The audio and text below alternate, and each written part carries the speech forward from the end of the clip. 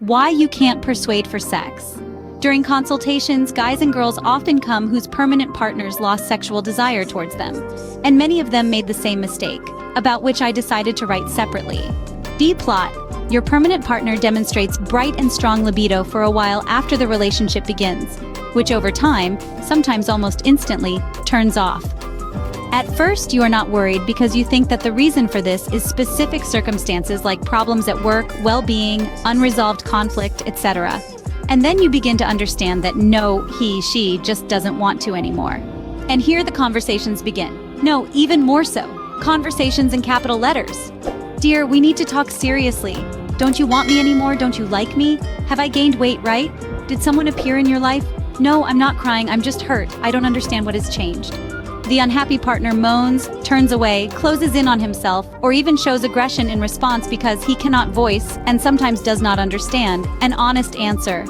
Yes, I do not feel sexual desire for you, but that does not mean that I do not love you. And that's it. No circumstances are to blame. The reason is not in you, just natural mechanisms work like this in our head. Your partner loves you, most likely, even more than during the period when you mated like rabbits on all surfaces. He feels tenderness, respect, attachment, and warmth towards you, feels responsible for you, but does not want to have sex because he is burned out. The most wrong thing to start doing in such a situation, and almost everyone, including me, has been in it, is to start bothering him with meaningless conversations. Most often, due to understandable socio-cultural circumstances, such conversations are started by girls. At first, we are really scared that it's about us. Gained weight, stopped following ourselves so carefully, became too homely, and so on. And since self-improvement is an endless process, many do not get out of this impasse. I will repeat once again, please remember, no, it's not about you, even if your partner tells you about it. He is also trying to find an explanation for what is happening, especially if he was known as a terrorist in the past.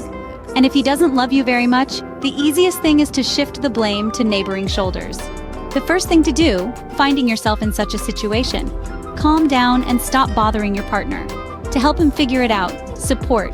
Let him know that you are there primarily as a friend and close person, that you will love him despite the problems. Involve him in sexual life in other ways. Let him use his mouth, hands, and toys. Give him at least a month, or better 3, during which do not bother with heartfelt conversations on the topic, why has everything changed so much for us? Take care of yourself and your affairs after all.